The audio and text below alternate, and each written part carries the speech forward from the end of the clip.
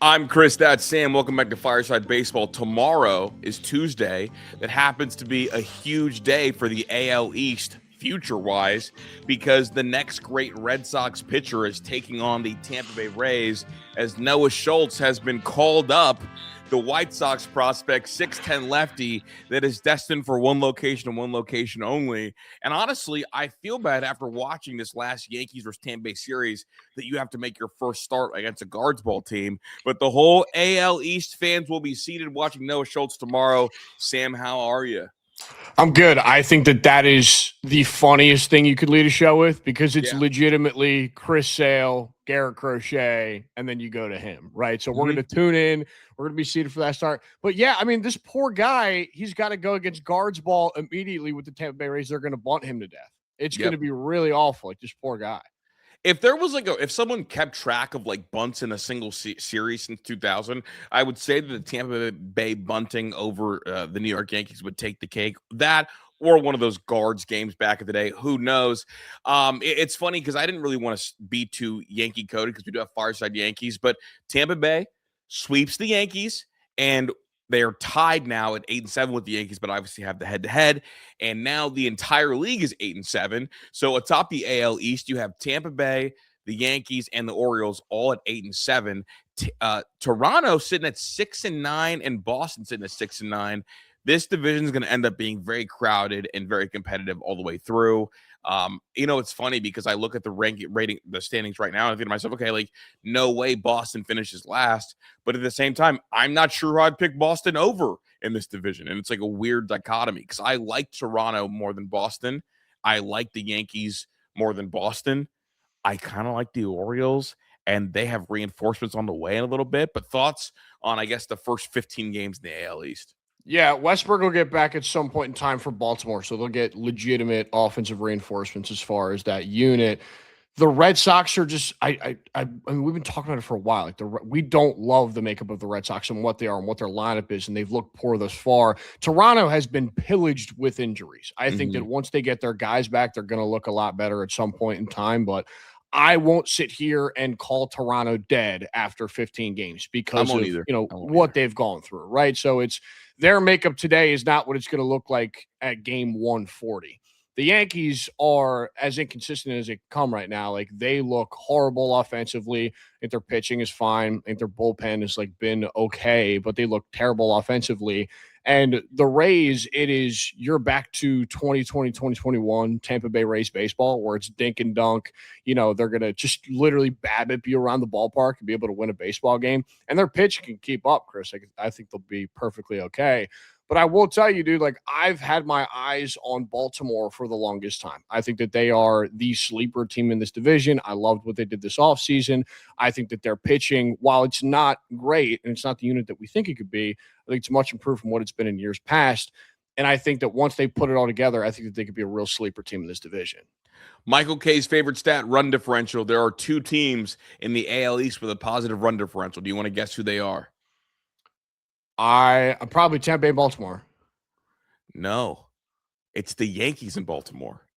Tampa Bay, even though they are 8-7, are sitting at a -10 run differential. They just like 1-run game merchants right now. Yeah, 1-run game merchants. Yeah, and you know what it is, Chris? That's not sustainable. It's the same way that it is. Michael K said it a year ago. Like, I want to see if you could do it. Right. Well, the biggest analogy that I look at as far as like a 1-run game or a 1-score game is you look at, and this isn't even baseball. This is the Kansas City Chiefs, right? So like the Kansas City Chiefs 2 years ago were like 11-1 in 1-score games. That is not sustainable year over year. They then went out the next year, and I think that they were like 5-8 in 1-score games, and they were under 500 last season. So bingo. It is not sustainable to continuously win 1-run or 1-score games in any sport realistically. So I think that at some point in time, the tides will turn for Tampa Bay and it won't be as great. It's not like a perfect stat, but it's one that I love hearing Michael K talk about. Tampa Bay at -10, Baltimore at +1, the Blue Jays at -25, and then the Red Sox at 0 straight across the board. Want to move to the Central. We got Twins at the top of the division with the Guardians both at 9-7. See, look, You have 9-7, you have 7-9, then you have the White Sox at 6-10.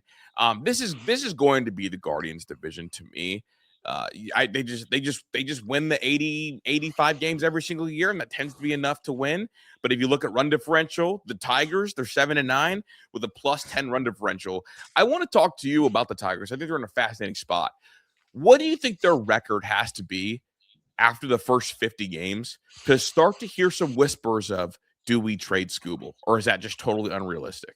I think if they're floating at 500, if they're floating at 500 and they're 7 to 8 games back in their division, say like Cleveland's like 8 games up on them in the division and they're floating around 500, I think that's when those conversations start to become realistic. Because when you look at this division as a whole, I think to win this division right now, realistically, with the talent that's up in there, what are you going to win? 85 to 86 games? Yeah, you win 85 games, you should win the Central.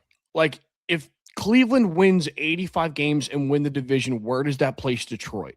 Probably under 500 if you're finishing X amount of games back. So, and you're not going to sneak into a playoff spot with that many wins. Like, there's no chance in hell that that's going to happen. So I think if you're floating around 500 at the 50-game mark, and you're like 7 to 8 games back from Cleveland, I think that's when it starts to get loud. And I'm going to be honest with you, Chris, I do think it starts to get loud from what we've seen early. It has not been pretty for Detroit. No, it hasn't been.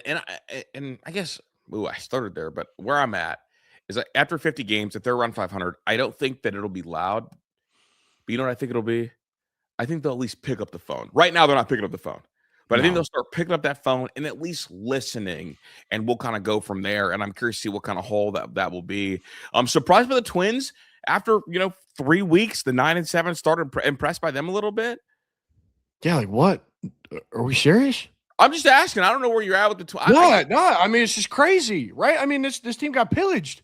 Yeah, they didn't just get pillaged. They pillaged themselves. Like, well, yeah. I mean, what did they trade? Like 17 major leaguers at the deadline last year? Like everybody except for Joe Ryan, who they pump fake traded to Boston. Literally just Joe Ryan. Like, was the only guy that was kind of left on that unit. But like, dude, shout out to them. But this also kind of plays into the thing where like I don't think that division's real. Like, that division is so untalented to the point where like, why are the Twins 9-7 with that kind of roster? Dude, that doesn't make a ton of sense. It's just crazy. And the reason I even brought up Detroit to start, because that's what the Twins swept Detroit in a 4-game set, not a 3-game which is set. Crazy. Yeah, swept in a 4-game set, dude. Which is crazy. Like, they're like, and listen, with the pitching talent that they have, Detroit specifically, between Scooble and Framber in a 4-game set, you don't get one? You don't get one. Oh, my goodness. Dude, it's scary. And I'm really scared for Detroit. Go ahead. I was going to say one player leads the Twins in every category offensively. Who's that? Josh Bell. Average, home runs, RBI, on base, and hits. Yeah. Like, what are we talking about here? Like, this is a guy that couldn't, like, Josh Bell's bounced around Major League Baseball as a first baseman for years on end. And now he's like, unbelievable superstar. I think that's fake baseball. Like, to me, that's fake baseball, right? So like, you can look at a 15-game sample. I think that there's guys in a 15-game sample where we can be like, okay, we think they're legit. I think that this is fake baseball. This is not real. Yeah. Right? Dude, I'm so scared for the Tigers. Detroit to me was a team that I thought could tap up and win the American League.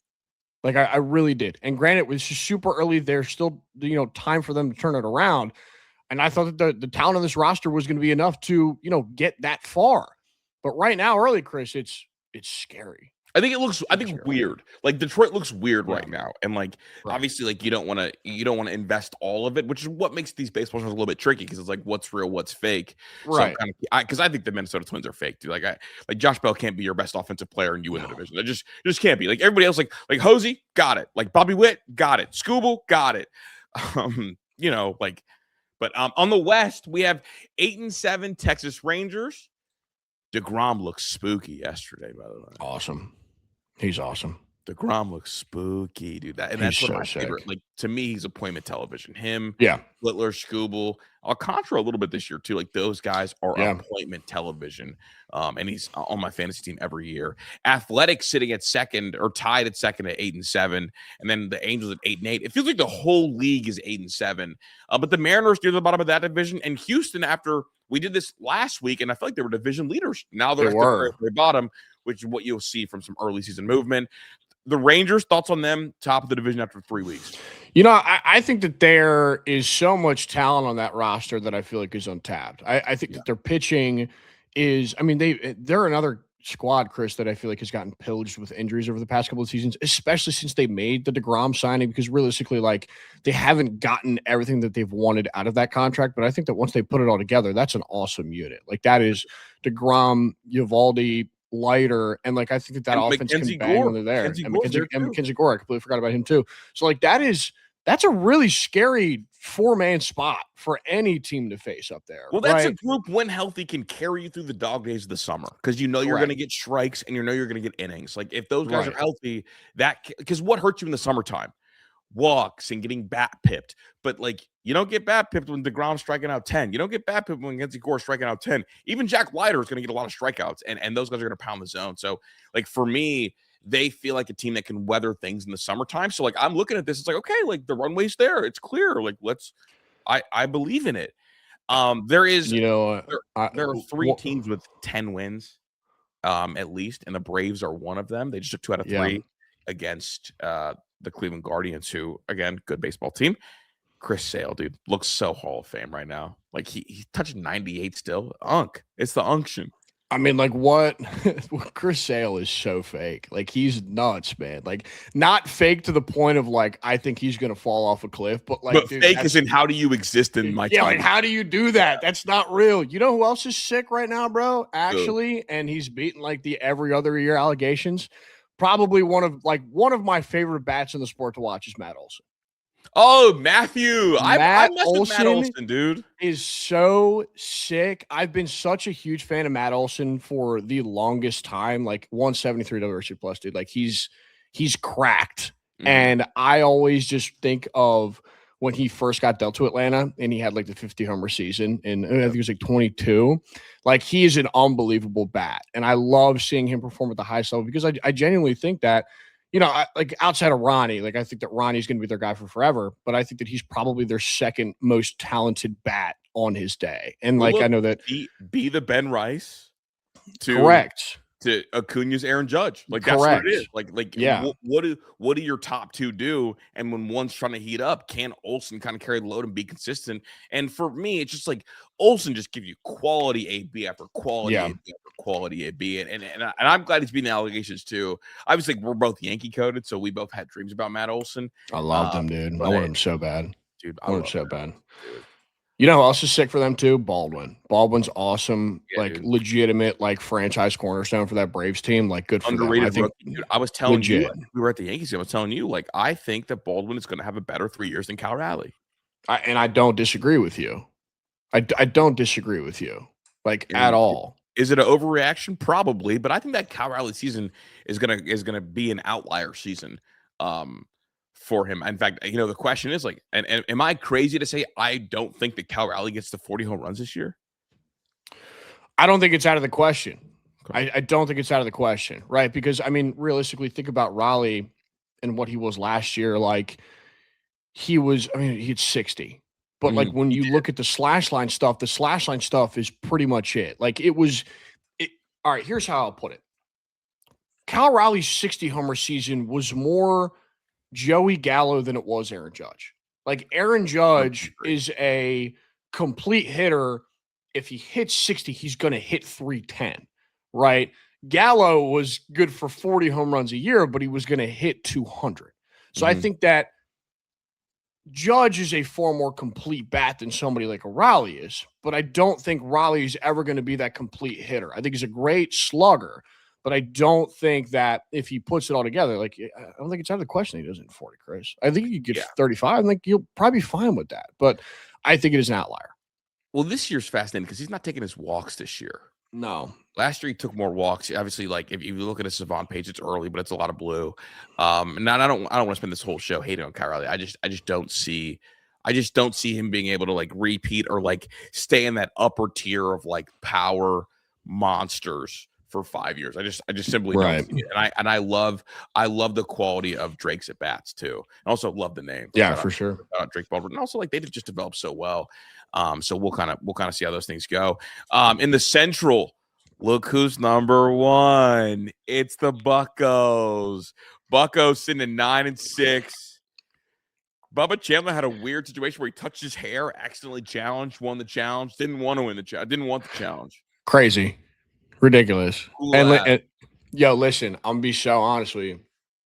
We spent, I think it was like 2 weeks ago, we spent 5 minutes dogging on O'Neal Cruz. We did. Oh my God. O'Neal Cruz is here. And that's what I said. If he can't hit, there's gonna be questions. Dude, he's raking. Dude. O'Neal Cruz is nuts. And they're like what they are as a team is like it's so obvious what they're gonna be. And we say this like pretty much every episode. They're gonna mash.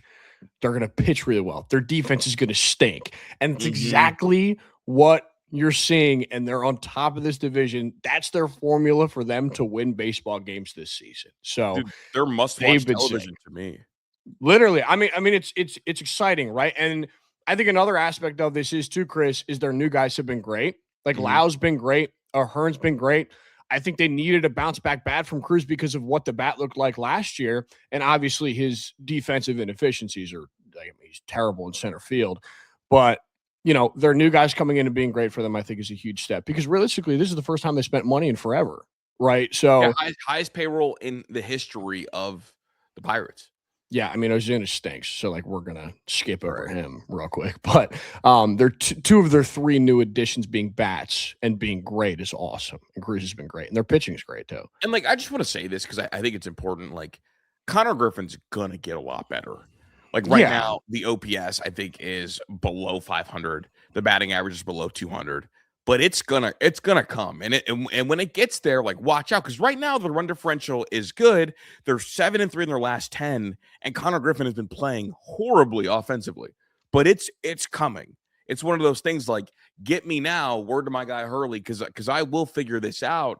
And in the meantime, like O'Neal Cruz hitting piss missile after piss missile. I mean, at this point in the year, he leads the Pirates in average home runs, RBIs, and overall hits. And it's not like O'Hearn is having a bad year. Like O'Hearn's been fantastic for them as well. So, I mean, we're watching it. We're watching a team that I don't know what they're going to be. I don't know if they're going to make the playoffs, but I know they're going to be really, really fun to watch because it's either going to be straight bullshit or straight piss missiles out of the stadium. So I love them right now. But again, this is like more the fake baseball tap. Like the Brewers are going to win that division. The Brewers, win. For sure. Yeah, I don't doubt that. Like for a second, I like we can love the Pirates all we want, but this is the Brewers division to lose. Yeah, no, 1,000%. And also, like that division's kind of shark infested. Even if it's not the Brewers, you're looking at the Cubs are in there too. So look, and like I feel like nobody really talks about the Cubs that much because I feel like they're just not as. I don't know if it's like, are they just not as exciting as like Pittsburgh is? I think in Pittsburgh, it's like shiny new toy theory where it's like everybody's up and like Connor Griffin's here and it's cute. It's because they play their Friday games at home, not at night. Yeah, it's at 2:00. Yeah, it's at so 2:00. People just miss them, bro. People just it's like nobody's paying attention. Yeah, they just. So I don't know, and Chicago's talented too, but I just think that we like watching Pittsburgh a lot more. I think they're more fun. I think Pittsburgh being good, fun, and entertaining is like good for the overall sport of baseball. And then in the West, Dodgers at 11-4, they've been so good. Plus 35 run differential, 7-3 in their last 10. And the Padres though are 10-6, so they're right there with a really good run differential. Dodgers start their Mets series today. That's the payroll series, I believe. I think the Dodgers are by far and away like so much better than the Mets. But a payroll series, a series that this one means a lot to good old Cohen. And this would be a good measuring stick. Now, the Mets are obviously without Juan Soto. But thoughts on this series? And what are you hoping to see from the Mets in this series as they do take on the Dodgers tonight? So, I mean, they have struggled completely out the gate. I mean, both New York teams have looked absolutely horrible. I know that we talked last week about the Soto injury, and we're like, they'll be okay. They'll probably figure it out. Like, just 2-3 week thing. Dude, they have struggled mightily offensively. Like, they look horrible. Like, I know Kodak got blown up the other day. Like, it's not great for them. But I think, Chris, when you look at this matchup realistically on paper, and we call it a payroll series, right? Mm-hmm.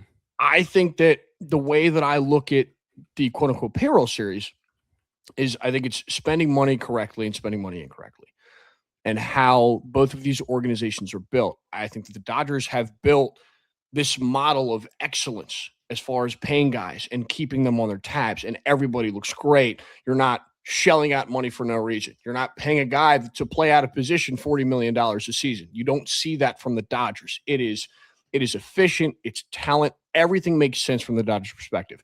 You always have a lot of questions about what the Mets are doing. Why is Bibichette playing third base? Why is Jorge Polanco playing first base? Like there's questions all across the board with this Mets team that you don't have from the Dodgers. So I think that when you look at the Mets versus the Dodgers specifically, like from a team build standpoint, I think that those are the two key differences. It's like a home, dog. Like if you walk into the Mets home, it's a bunch of really expensive paintings, but none of them match. It's like you just bought that because of how much money it costs. You bought that because of how much money it costs. You walk into the Dodgers home, it is a beautifully curated home. Yeah. That complements that. That color works with that color. That works in that room. And it's like, it just doesn't, it feels more, one feels like an art gallery, one feels like a garage sale, right?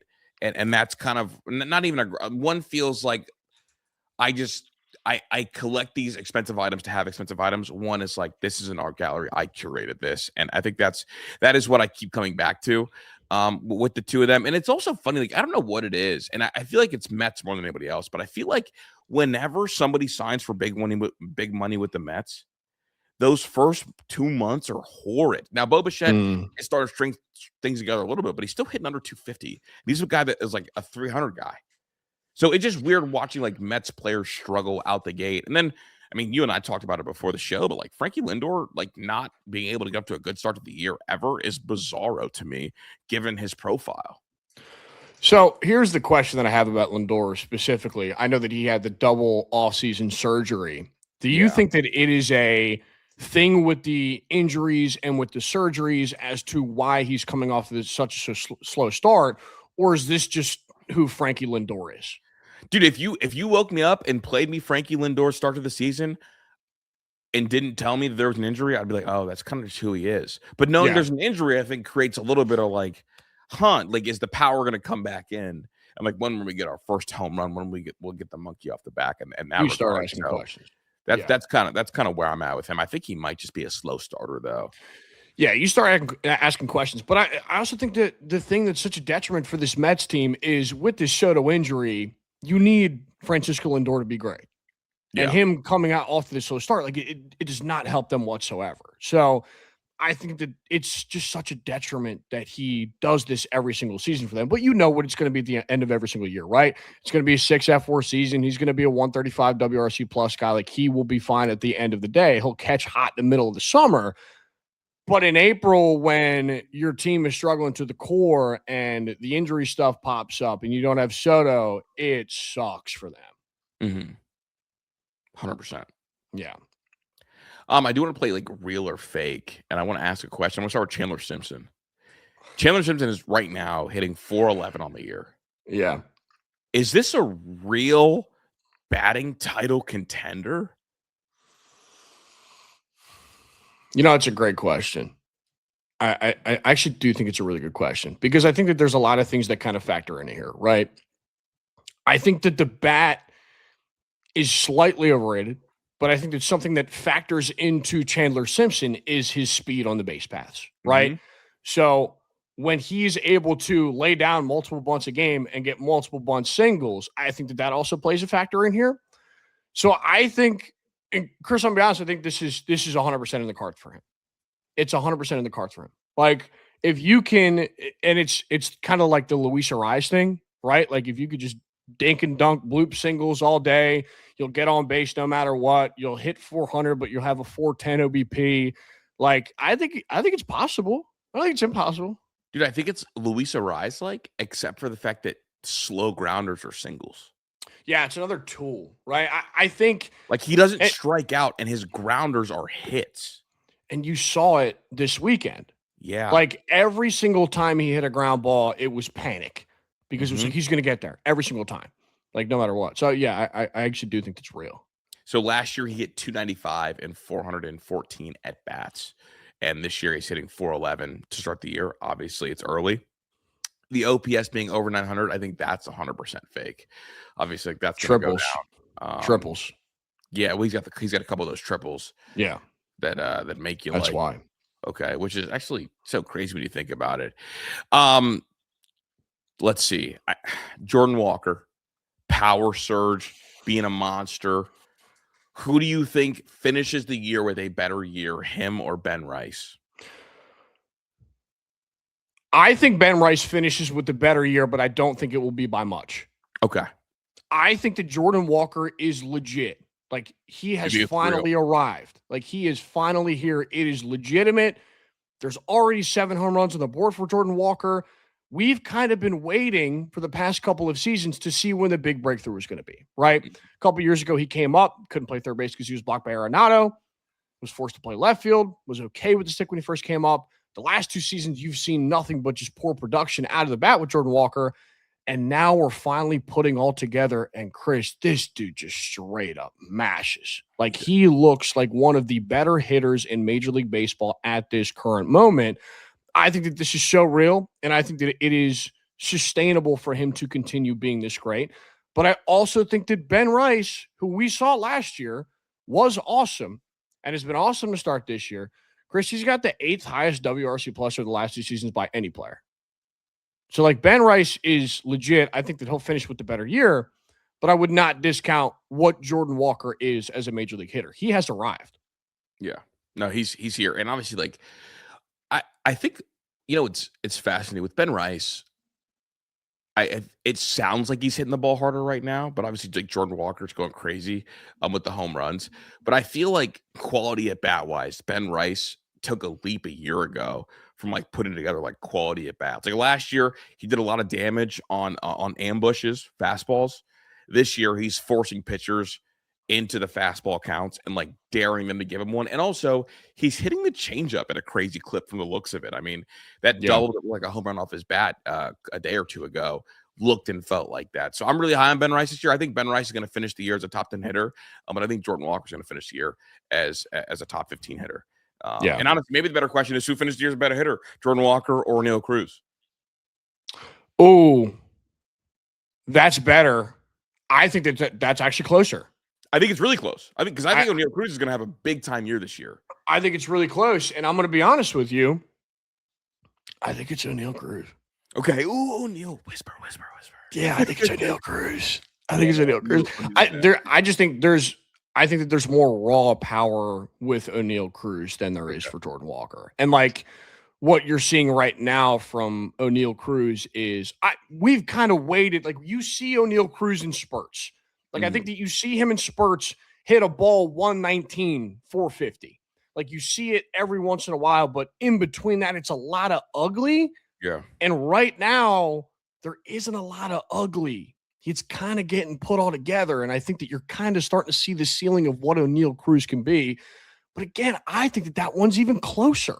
Yeah, it is. I would agree.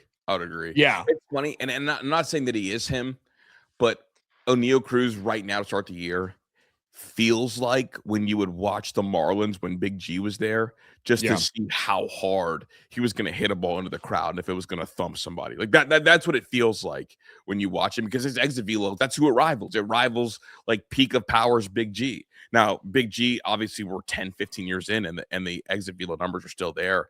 But we're talking about O'Neal Cruz, who, quite frankly, has the most power in the MLB in terms of like raw batted ball data.